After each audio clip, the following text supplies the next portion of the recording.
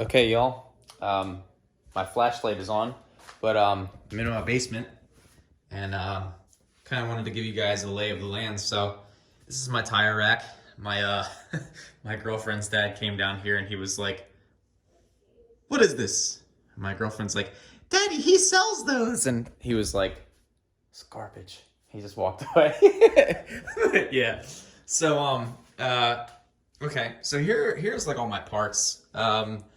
Door, card, dash bezel, wiring harnesses, kingpin, compliance bushings, B18, B1 cylinder head, a ton of gears in that box, a bunch of gears in this box as well. Like if you open it up, see you got gears and pulleys and stuff. All of these boxes I use to ship out parts. So like what happens is if I buy a parts car or something like that, I will take the parts off the car, take what I need from the parts car, put it onto my race car, and then to recoup some of that cost, I will sell some of the parts off the parts car, and I save all of my boxes. Okay, so these boxes basically are what I use to ship out my stuff. In here we have some old, these are some vintage Hot Wheels that I have saved up from when I was a little kid. Boxes of tail lights, more tail lights, dishes, things like that. This is from when AEM sent me an ECU. So shout out to AEM. Again, you guys helped the program so much last year. And if anyone else is looking to jump on as a partner, hit me up. We got control arms, we got clutch kit, we got transmission casing, got GSR intake manifold, Integra rear cargo cover, we got rear glass for an EG, we got trim for an Integra, we got camshafts for a B18, and then this is the infamous washer. So my basement's kind of ghetto, if y'all haven't realized that, but this washer basically, I took the lid off of it and I used it to build a bunch of brackets for my car, because Home Depot is like, well, just pay us $25 and we'll take this perfectly good metal from you. And I'm like, bruh, look at all that sheet metal. Do you know how much money sheet metal costs? Nah, fam. This is the infamous megaphone. That's how I got kicked out of a NASA event, but don't tell anyone. This used to be my driving simulator, but I broke apart the table part of it because it was taking up too much room and it was ugly, and my girlfriend wanted it out of the house, so it's fine. And then air conditioner to keep the house warm, obviously, some old floor mats from Infinity, more Honda stuff, and then wiring harnesses and more glass. And so this is the Lexan. It's actually pretty heavy. I feel like the Lexan is only a little bit lighter than the rear window glass, but so this Lexan is what's going to be going in the car to replace the lack of windows that's in there right now. But yeah, so this is like where everything kind of happens. It looks kind of nasty in here, but somehow it was worse when I actually moved into the house. This spot here, as you can see, there's like water damage and stuff. This spot used to regularly flood. Actually, the basement used to regularly flood, so I set up a bunch of drains on the outside of the house. But what I do is, so these are my garage work clothes, and I kind of wanted to bring you guys in the basement for an episode of the vlog to show you guys like the process before I go in the garage. So here's a t-shirt, old t-shirt. I wash these hoodies in that washing machine that I got there, and then I get an old pair of jeans and I wash those, and basically that's what I wear when I go in the garage. And I have a bunch of old jackets and stuff like that, and those all are basically just garage clothes that keep me warm. And they're not fancy, they're not like PPE grade clothes, but they keep me warm. And yeah, and then I come right out to my kitchen, and kitchen's messy too. I just got done cooking. But it's a day in the life, you know what I'm saying? It's realistic stuff.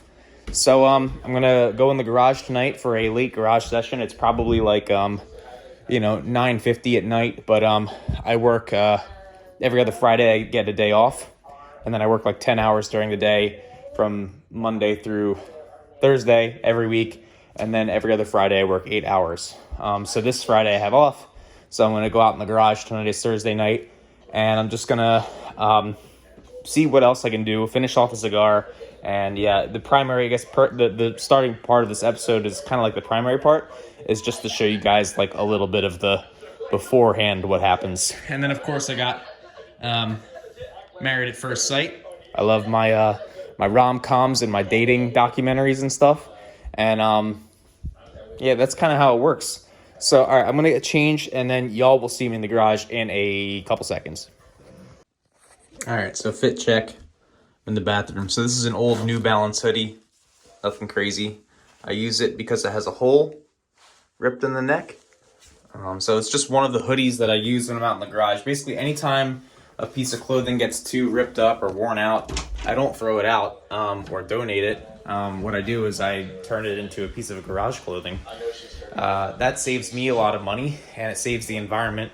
Unlike going completely renewable and making everything out of electric batteries and cobalt mining and lithium mining, I am saving the environment by doing things that capitalist culture would otherwise encourage you to do. Not encourage you to do. Okay, I'm done ranting. Anyway, boot time. Okay, now the parts car.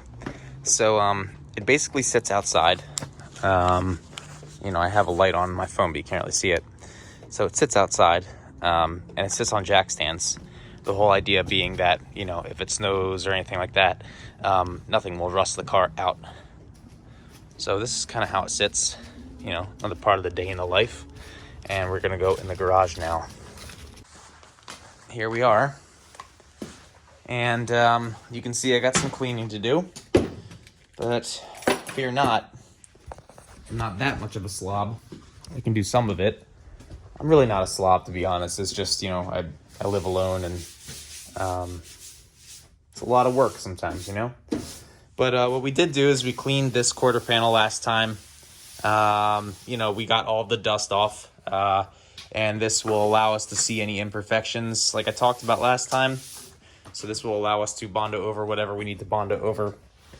And I also need to drop the transmission. So that is kind of like one of the big projects that I need to do. So right now it is about, I would say 50 degrees or so 50 degrees Fahrenheit or so.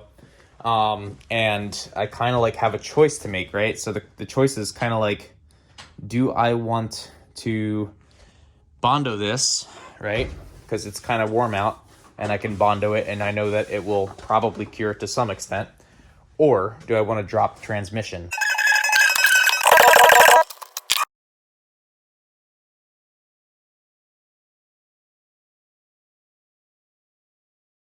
So now we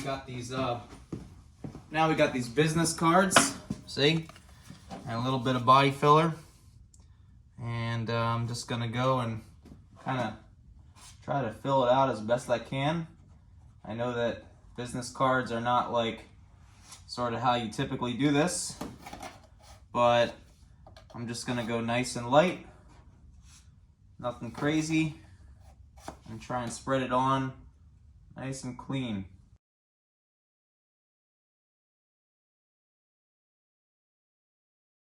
We're just kind of going raw. We're going without a glove, man. But yeah, so this was all pitted. So basically just going through and putting some Bondo on that. Same here, just nice thin skim coats, kind of like that. It's kind of how I did the skim coats on my spoiler with epoxy, but with Bondo this time, which is like, you don't typically skim coat epoxy on anything car related. But my father was a cement chemist, and that was like one of the terms that we used a lot was skim coating. So I used it for cars. My theory is I would rather go overly sort of like, you know, kind of like crazy with it, with the hardener, as opposed to not at all. Because if you don't put enough hardener in, then it doesn't ever harden. If you put too much hardener in, it hardens too quick, which is what I just did. However, if you make it harden too quick, at least it will set up on the car. You might waste some Bondo, but it's better, in my opinion, to have it set up like that. Okay. Look, so the people at Bondo Company decided that they would bless me with this piece of metal.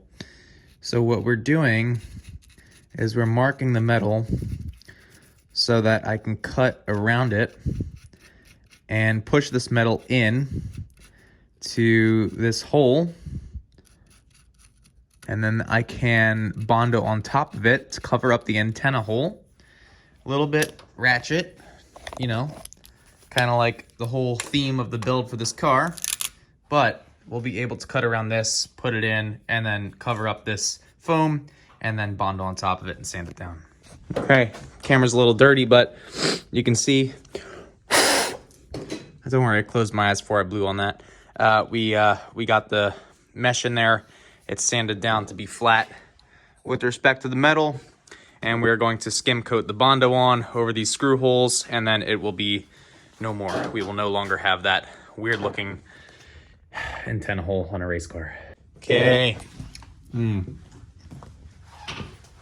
There was, if you guys recall in one of my older videos, there was a lot of pick marks and divots here. So I did my best to try and fill it up on the first layer of Bondo coat. It was kind of tough, but I got it. And there was a big crack in the old Bondo that went all the way down there. So I tried to fill that crack in as best I could with the tool they gave me in the kit. Again, around the gas cap, I did my best to fill in with the gas cap still on the car. There's that little divot there. And then this is for where the panel bonds up to the OEM car, and then we have to sand this down. Obviously, this is probably the roughest spot to sand down. This is the first coat. What we're going to do is we're going to sand this down on this part because, as you can see, it is not perfect. And then we are going to basically get a second coat of Bondo and then shape it. And interesting discovery. It seems like a metal hood with all the webbing cut out over there is roughly as light or as heavy as a carbon fiber hood. A carbon fiber hood has a little bit more rigidity, which is cool. I'm not sure that I need it at the speeds that I'm going at. I'm not going 200 miles an hour. But despite the best interests of my friends who told me not to cut out the webbing, I think I probably will cut out the webbing just because I think it will lighten it up a little bit. And if it doesn't, then I guess I'm wasting my time. Maybe I'll have a carbon fiber hood for sale soon. But yeah, the old hood is over here hanging out in the corner. All right, we're gonna call it a wrap after this, but just to give you guys a rough idea. So this is how you kind of tape up a hood for putting a vent on it. So this is basically just a line. So like from the edge of this to the edge of that, and I just run it straight across. That's where I start. And then I measured from here, the end of this tape, to here, the end of this tape, and I put a piece of tape in the middle, okay? Then that runs all the way back there, again, measured, and then I kind of like looked at it as well. It's a little bit to the left, as you can see, so it needs to be readjusted. But these lines right here, basically, see these lights? So I use these kind of, they reflect at the right spot if you keep the right angle from your vision on this side, and then I do the same on this side. Not a perfect way to do it, but it's a good way to do it if you're just trying to get a rough eye view of it, and then you can measure with measuring tape to the edge to see how far, how close it is off. And then once you do all that, you basically figure out what size vent you're running. And like, let's say, assume this hood was in perfect shape and I would have put the vent right here. Well, then I could measure the size of the vent out, and then I could put masking tape down, and then I could draw on it with a piece of pen and a ruler, and then that would allow me to figure out the right size. Then I could drill the holes, you know, and then I could cut with a jigsaw and then put my vent in. But this is kind of like an eyesore right here. It's taking up some of the area. So like I said, either it's going to be fiberglassed over, or we are just going to put some vinyl over it. But for now, we're just kind of playing with this carbon fiber hood. Again, it seems like the metal hood is plenty light with the webbing cut out. So might just run a metal hood. But anyway, guys, let me know what you think. Appreciate you watching, and take it easy as always. So peace. Thanks for watching.